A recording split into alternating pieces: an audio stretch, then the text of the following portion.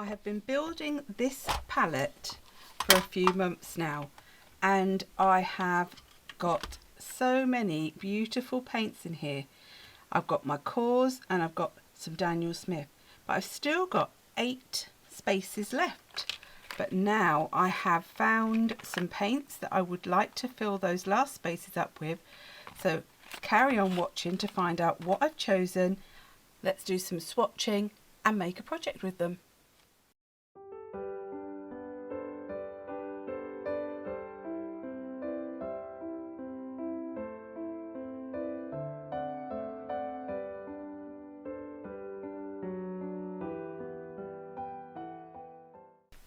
Hi everyone, Jane here. Thank you for watching my video today. If you are new, then welcome, and if you're a returning visitor, then welcome back. Today I am going to be completing my 48 set palette. Actually, it's not 48. It was meant to be 48, but I've managed to squeeze 4 extra little half pans into the end. So this is actually a 52 set. So I already had my core paints and I've put them all in that I already had. I had 3 sets of 6, so 18. So I've got 18 of those, and I gradually over the last few months built up a collection of Daniel Smith paints, sort of starting from when lovely Sharon in Australia sent me a little half pan of ultramarine turquoise, and that started me on this sort of journey of exploration of these different watercolours. But I have these 8 extra half pans here, and I did think, did I want to add in some more core paints? Did I want to get some different sorts of granulating paints, maybe some of the Holbein? And I thought, well, I've recently bought the Kuretake Genzo Tambi granulating colours, and I'm happy enough with those, and a lot of the Holbein ones slightly reminded me of them. So I thought, do you know what, I'm going to get some tubes, but I'm going to go for something a little more cost effective, as in, you know, a little bit on the less expensive side than these paints.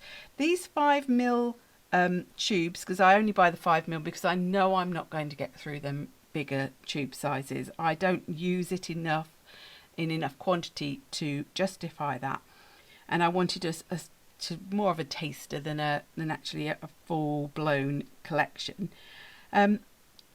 These were, I think, between like £6 and £8. I'm in the UK, so I can only sort of do it on that basis, per tube. Now these paints that I bought are a 10mm tube, and these were £3, I want to say £3.80, roughly that each. So that shows you the difference. But I do already have a set of these.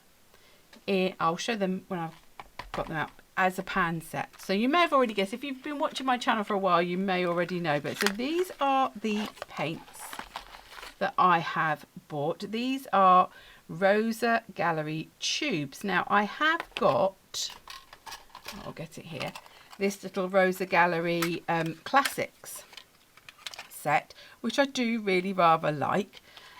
It's got 12 full pans in it, and it is a more of a mixing set. And I did do a video, which I'll link at the end actually, of where I don't know if I did make a video about it, didn't I? I think I did, about where I mixed all the colours and made a grid to see what colours we could make from this set, and then I did a project with it. So I do enjoy this set. It's a good fun starter set, but I thought to myself, do you know what, I fancy trying some colours that looked a bit more interesting to me. Now I chose these colours more or less purely on gut instinct of what I liked. I thought, I like that colour, it's a lovely colour. I wasn't overly thinking if I already had something in that colour. I wasn't thinking about whether these colours would mix. In fact, probably these colours are not the sorts of colours you're going to use as a mixing palette. They are more for fun. I also wanted some of them to be granulating, so I actually chose 4 colours that are marked as granulating and 4 that are not. and it turned out I did go with a very sort of set colour palette. So I'll just show you what I got. So I'll show you these first, then I will put them in the pans. Usually when I do my swatching and things, I then show you things once they are dried out. But today I will be doing my swatching from the wet paint because it's not going to have time to dry. Even though it is very hot here at the minute, it is not going to dry out in these pans by the time I want to finish making this video. So the colours I chose are, this one is Violet Quartz, and this is a granulating colour. Let's go for this one here. I've got,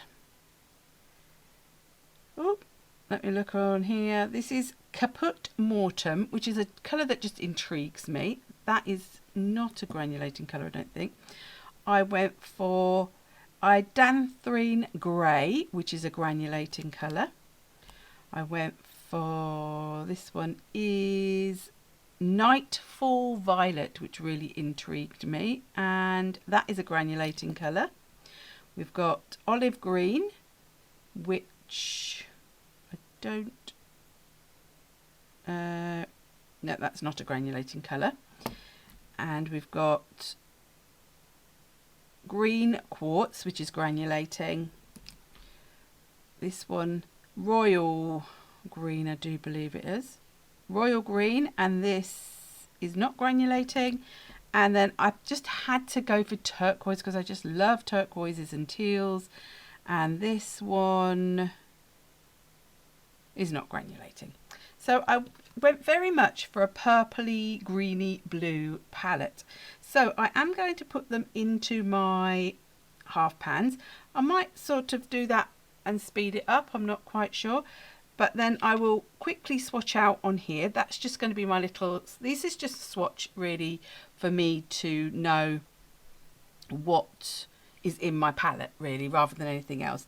Then what I will do, once I've done that, so I'll probably do that bit all on time lapse, then I will do a bigger swatches on here that we'll make into a page, and that will be starting off in real time. I might do the whole thing in real time, not sure, might do the end in time lapse, but we will then, and I'll talk about what pigments are in the paints and what the sort of the opacity and so on and so forth is. So I will do that for you now, and hopefully you will stick around, and if you are enjoying the video, please give it a thumbs up, and I'll see you in a second.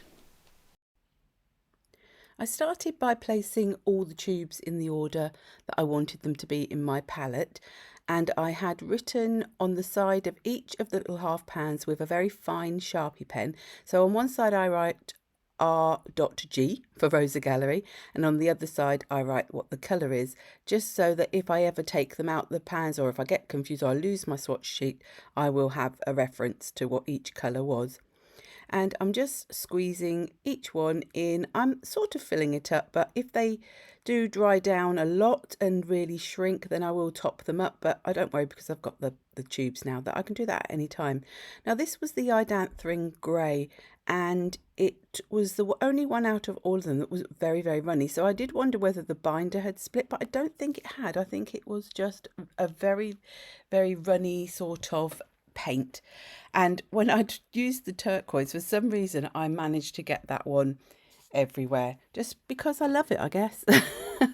So I'm just filling them all up to as much as I need to, and then I am going to swatch them on my swatch sheet for the tin. Now, as I say, this is just for the purposes of the tin for me. This is just so that when I open the tin and I want to choose the colour, I can look at that and I get, you know, it might not be the best representation because it's, at the end of the day, it's only a little tiny swatch, but it just gives me an idea. So start by writing the names on the swatch sheet in the order that I want them.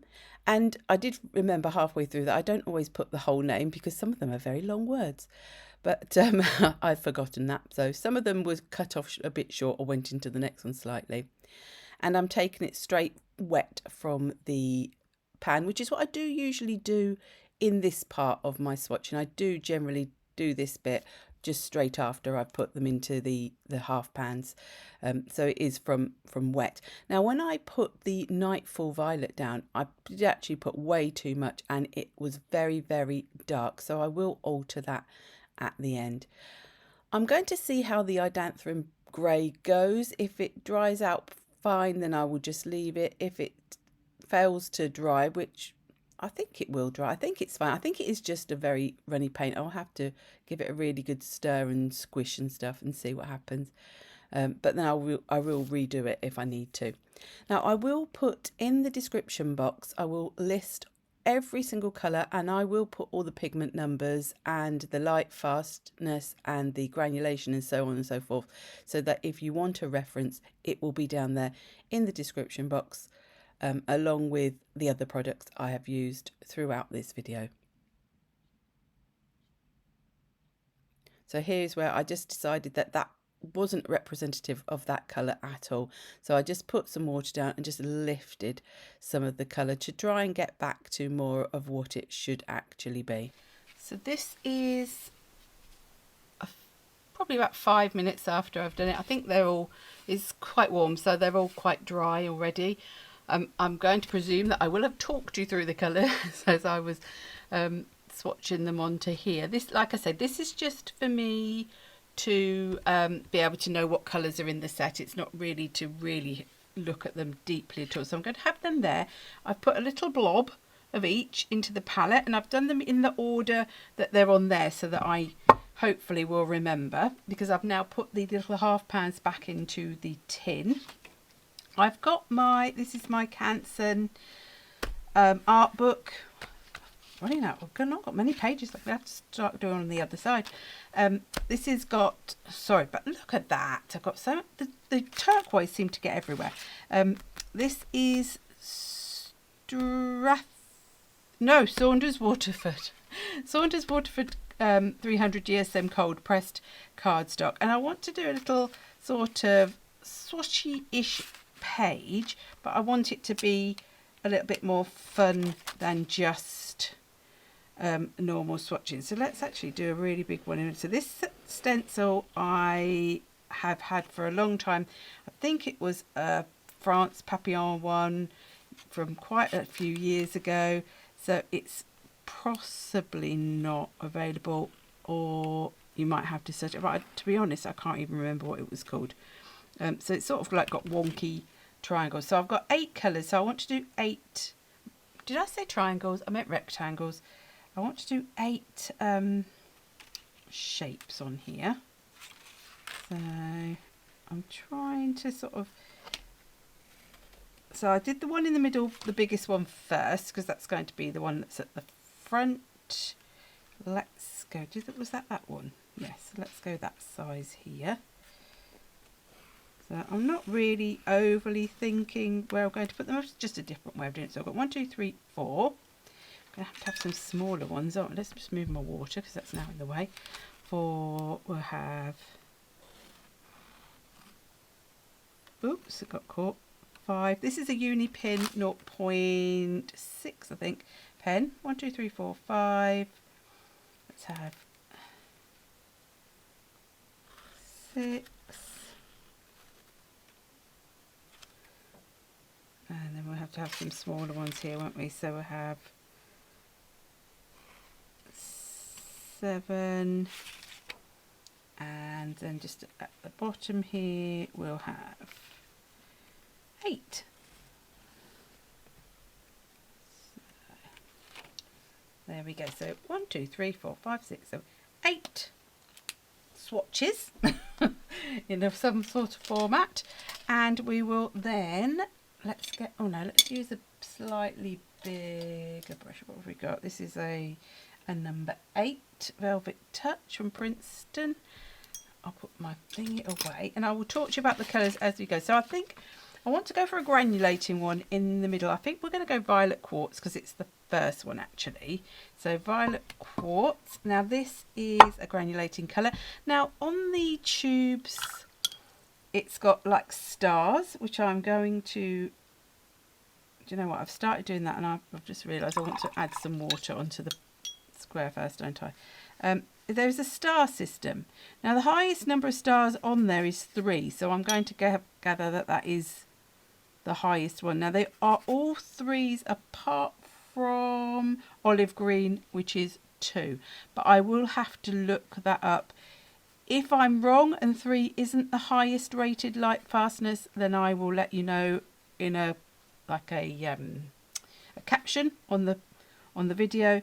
But if I don't put a caption, it means that that is correct. But I'm not 100% sure. So this is granulating. This has got 3 different pigments in. PR177, PB29, which I do reckon. I've watched so many videos with people saying pigments. I vaguely feel that that's either ultramarine or something like that. And PV3. So those are the pigments for those that are... you know, that is going to be relevant. To be honest, it's not particularly relevant to me because I don't really take much notice of pigments. But I'm quite interested in them, but they don't affect what I buy, if that makes any sense. So there we go. So I can see a little bit of pinkiness in there, so it's got a bit of sort of granulation. Let's have a little bit darker up the top here so we can really see that colour as well as where it's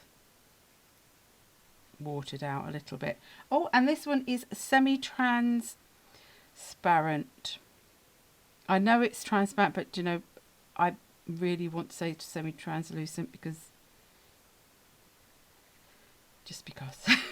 So, shall I leave it like that? Let's leave it like that. Now, this is now going to be interesting, isn't it? Should we go down to this one because we've got a bit of a 3 degrees separation, or was it? I'm not quite sure. Now, the next colour along is Nightfall Violet, which is also granulating. So I'd quite like that to be in a bigger space. I want a non-granulating really in this smallest one.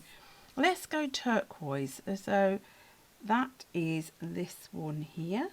Now, I have to say, this turquoise is gorgeous. I love the ultramarine turquoise from Daniel Smith, but this, I think, is, you know, on a par. I think it may be how thick I laid it down. I was going to say, it looks darker on my little swatch than the Daniel Smith one. But this one, so this one isn't granulating. This one is also 3 stars and it's PB15:3 and PG7 and it is transparent. A beautiful, beautiful colour. Just love that one. A little bit more there. Perhaps I should have actually watered that out a little bit more towards the end there, shouldn't I? Oops. Oh, drop it of the water into there. Whoops. Now I've just dropped everything on the floor over there. So let's just water that out a little bit more. So you can get a little bit more of the watered out vibe. And let's add, I've got all this paint, don't worry, I will leave that paint on there to dry out and then I'll use it for something else, I'm sure. Let's do the same as, sort of the same as up there. Let's go around the edges like that. Like that. That's beautiful colour. Beautiful. So let's do, this is drier here. Let's go with this one so it's away from that one though. So again, this is a medium-y sized one, so I don't mind too much if that's granulating or not. Should we go olive green? Let's go olive green, which is this one here. And this one is the one that's only got 2 stars. This is not granulating. It is it's gone into the purple a little bit. Never mind. It's semi-transparent. And it is PG17, PY1 and PBK7. So those are the colours in this one. Let's water this out a little bit so you get the lighter tones. I have to say they do wet nicely, and I found that with my classic set as well. They re-wet really nicely. They're highly pigmented. They are a lovely paint. I think for the price they are really, really good. And somebody who uses them a lot, whose channel I follow, is Sketches and Scrubs. I'll link her channel below because she really does use a lot of the Rosa Gallery. So that is leaking into that, but I quite like that. Quite like how that is going into there. Right, so let's go with this one. This is a big one, so we'll do a granulating. We will do the green quartz or yeah, let's go green quartz. So let's go green quartz. So this is this one here. Oops, I nearly forgot to put my water on because I want to make sure I can get as much granulation as I can. I'm not sure that I can see any granulation particularly in that, but let's see. Give it the best chance. Oh dear, give it the best chance possible. I was going to say something and it's gone again out of my head. Right, let's go with this one. To be fair, even if they don't do much granulation, I just love the colours. The colours were what called to me. And looking at them in the palette, it's not, I don't feel that these are too, there's none that I would say were exactly the same as what I've already got. I would say, I mean, the olive green and the green gold are possibly, you know, they're on the same sort of spectrum. Perhaps the violet quartz and the dioxazine purple are sort of, you know, again, they're a little bit got a similarity. But certainly the royal green is very much darker than anything else that I've got, which I really love. The Idanthering grey, which is sort of almost a Payne's greyish. I would have said I haven't got a Payne's grey, so that was fine. It's more, you know, it's got a bluey tone, but it's more, I would have said it's definitely more a grey than a blue. Yeah, so hopefully, you know, these are make a good addition to the colours I've already got. I have to say I'm not seeing these as being very granulating, but might have to do something different to maybe see that. Let's have a let that one dry anyway. So that's the green quartz. Let's go for, I'm trying to, I know that that's very wet there, so I'm sort of trying to avoid that area. Maybe we'll go with this one a little bit. So let's go with Caput Mortuum. Now that, just the name intrigues me. I must look up what that is about because that is a fascinating name. Now this, I did do a colour study of plum, and I feel that this would have been actually a really good one to add into that. It's sort of got that plum sort of tone going on that I really like.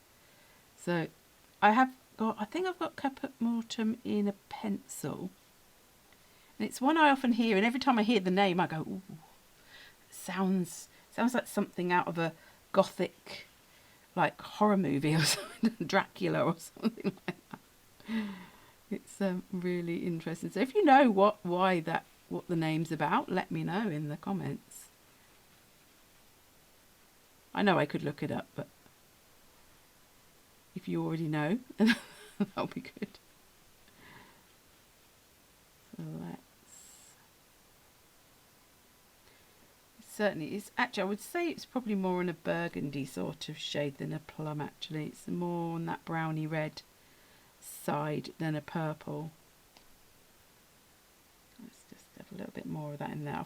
I put way more paint out on that palette than I should have done, really. There. And what I will do is, when this has dried, I will add some bits and pieces to it. I think I will do that in time lapse. I'm just looking at that bit there, and I just want to get rid of that. I didn't mean to do that though. I have to say, I'm not very good with my water control. It is, you know, something I need to work on. I'll give it a nice different shade there, won't it? I may have to turn this upside down. There we go. Turn it upside down so I'm not reaching over the wet. I don't like reaching over the wet. What have we not done? We haven't done Idanthrin Grey, Nightfall Violet, or Royal Green. That's the three, isn't it? So let's go with the grey. Which ones are... Idanthrin Grey is granulating, Nightfall Violet is granulating, Royal Green is not. So we'll do that one's Royal Green. Let's do this one as the Idanthrin... Oops, not that one. Water. Idanthrin Grey to start with. Let's try and stay away from whether that purple actually is absolutely beautiful. I love the colours. Some of these as well were are new colours. I bought mine from Ken Bromley Art in the UK online because we don't have proper art shops where I am, and they specified which ones were the new ones. To be honest, I should have written down which were the new colours.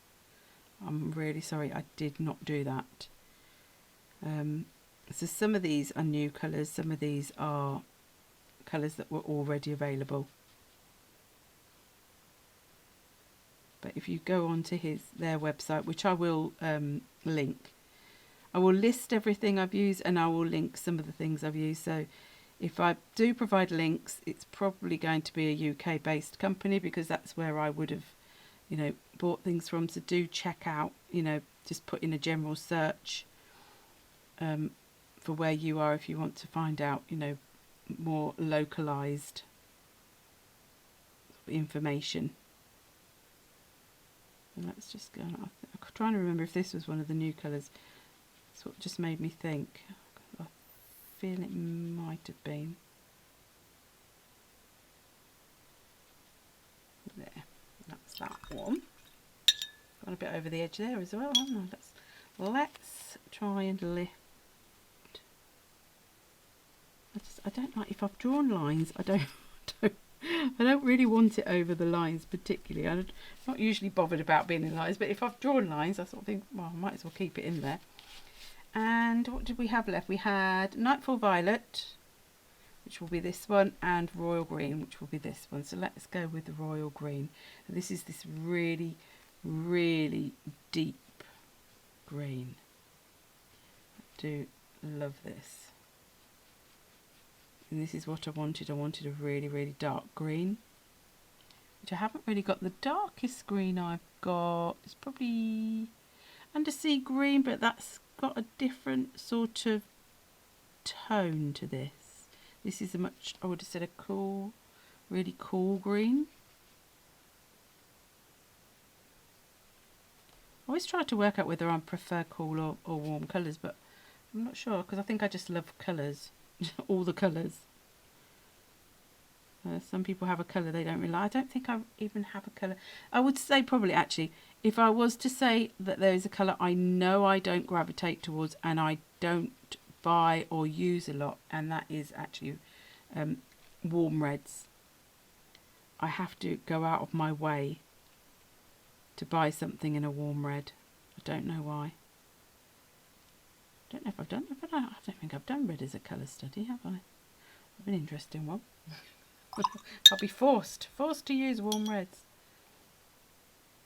Now let's just add a bit more. Ooh, that's a bit more water than I intended as well.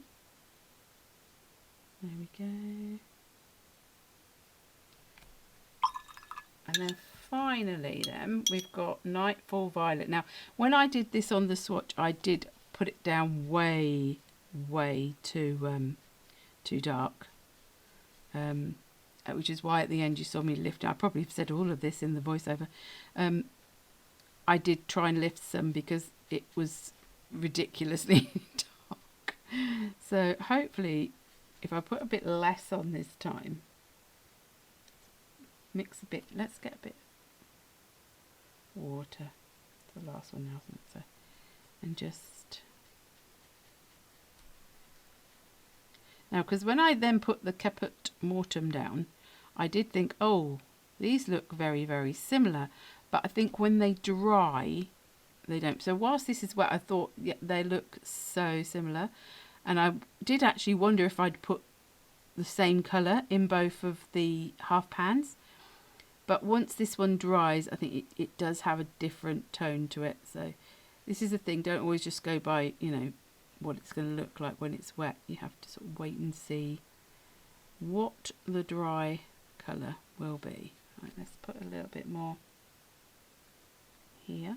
I just like the whole name of Nightfall Violet as well. I mean, it's just, again, it's just names of things do really sort of get to me, and I can choose things based on things like that. Right, that's the way we go. So we've got that. Really, I shouldn't have put that one next to that one. If I'd have been thinking it through a bit better. I was trying to, and I put all my three. Just realised I put all my three greens together as well, didn't I? I wonder if I'm just wanting to just. I'm not liking that there. I'm just thinking, should I just try and spread that out a little bit? Now that I think I'm going to do the whole thing, because I didn't like that really obvious line there. Probably going to make another line now how I've done it, but I like that actually, but I didn't like that. So that's my colours swatched out sort of in a bigger way. What I will do is sorry, I kept doing that, that's probably annoying. I will now do something to this with some stamps and some stencils just to make it into more of a page, and I will do that on a time lapse, possibly with a voiceover or maybe music. I'll decide when it gets to the end whether I need to actually do that with a voiceover or not. So thank you so much for watching so far. Please do keep watching to see how it turns out at the end. If you have enjoyed this video so far, do please give me a thumbs up and subscribe if you're not already subscribed, if you like the content and would like to see more, and I'll be back in a second. I had a little look around to see if I had some stamp sets that had some smaller elements that could be tied together but would fit into each of my larger sort of rectangles, and I found this set from HunkyDory. It's called Floral Favourites. I'm pretty sure it's one that is no longer available, but I will put the name of it down in the description. But of course, any stamp set that has a similar sort of little elements would work for this sort of project as well. And I just wanted to give this page a little bit more interest, because at the moment it is just blocks of colour. So I'm using VersaFine Claire, and I'm using the Nocturne, which is the black. Now usually I do use archival, but today I just thought I'd go with the VersaFine. It is also a permanent ink, but it's an oil-based one, which can mean that sometimes if you're using it on very smooth cardstocks, it can be a bit slow drying. But I have always found that when I use it with watercolour card, it dries quite quickly. But you can always heat set it as well if you want to, with a hot heat tool or on a cool sort of hairdryer. So I'm just masking off the edges. I just tore a piece of copy paper into pieces so that I could just pop them around the edges. I'm not doing really like really fine masking. I'm not like trying to be really precise. Precise was the word I meant, not fine. And so I'm just like blocking off so it doesn't go outside the box. I wanted everything to stay within these little boxes for this particular page, and I'm just going around and just choosing, you know, very obviously the leaves or the green, and then I went for a different one for the other green, and just adding them in over the edges so that there's a little bit of interest in each of those boxes. With this ink, I am actually wiping it off my stamp each time, because it won't, unlike the archival, which dries on your stamp really quickly and actually gives it a good sort of primer, this will not, and I don't want to then the next time I grab them sort of get ink over me. And where I missed any bits, a great thing is to use a fine liner pen and just go over and add it back in. The fine line is also permanent, so it matches in with the ink, and then you don't have to worry about always getting a perfect image, especially when you've got images that are quite sketchy. You know, you can add your own lines back in and nobody who looks at it is ever going to know. So I recently treated myself to a little selection of Luminance pencils, and when I say little, it is a little selection. And I just wanted to try them out and see what they were like. These are really nice to work with, I find. They go down really nicely, and I do believe these are wax-based pencils, I think. Or are they oil-based? I don't know. I know you can use oil-based and wax-based on the same projects. It's not a problem. But I've just wanted to add a little bit of colour to my stamping, and it does go over the lines a little bit, but not too much, so you can still see those lines through there, which was what I wanted. I did add in some other pencils as I went when I found that perhaps I needed a darker green or something like that, so I think I've also got some of the Caran Pablo pencils, and so I add a couple of those in, and whatever's to hand really. I'm not a pencil connoisseur, to be honest. I just like playing around with different things. That's why I always have a little bit of lots of things. What's it? Jack of all trades, master of none. So that is what I'm using for this part.